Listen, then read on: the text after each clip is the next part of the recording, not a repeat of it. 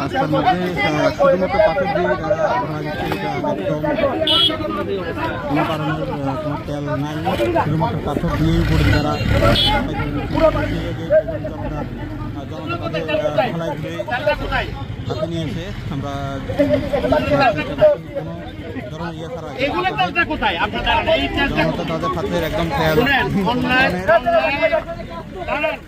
ধরনের ইয়ে ছাড়া শুধু সারা সন্দীপের রাস্তার কাজটা অনেকটা অনিয়ম এরকমই হয়েছে, যা আমরা মানুষের দেখতে পাচ্ছি। জনতা তাদের ক্ষোভের মুখে তারা রাস্তার কাজ বন্ধ রাখছে। আমরা দেখতেছি অনিয়মের বিষয়টা, মানুষ সরাসরি তাদের অনিয়মটা দেখিয়ে দিচ্ছে হাতে ধরে। কোথাও কোনো ধরনের ইয়ে না দিয়েই, শুধুমাত্র উপরে কোনো তেল না দিয়ে, শুধুমাত্র তারা পাথর দিয়েই উপরে তারা তেল দিয়ে যাচ্ছে।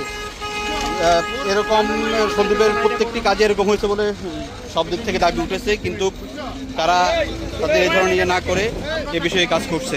আমরা আপনাদেরকে দেখানোর চেষ্টা করছি এই মুহূর্তে বসিরিয়া মাদ্রাসার গেট থেকে, যেখানে রাস্তার কাজ চললো। এখানে রাস্তার কাজ চললো, তারা বাড়ি পরিষ্কার না করে এখনো জনতা যখন কথা বলতেছে তখন তারা আবার বাড়ি পরিষ্কার করতেছে।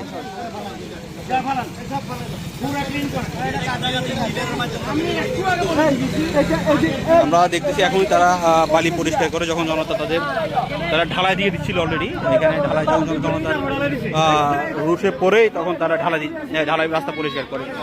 আমরা বসিরহাট গেটের এই রাস্তার কাজটি এরকমই দেখতেছি, এরকমই হচ্ছিল সন্দীপের রাস্তার কাজটি, যা দীর্ঘদিন ধরে মানুষের অনিয়মের ইয়ে করে আসতে, প্রতিবাদ করে আসছে।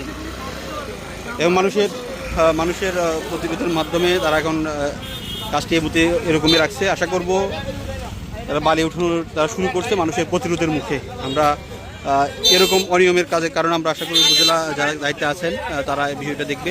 আমরা যদি দেখেন ওরা যখন রাস্তা উঠাচ্ছে তখন তারা দেখা যাচ্ছে যে কোনো ধরনের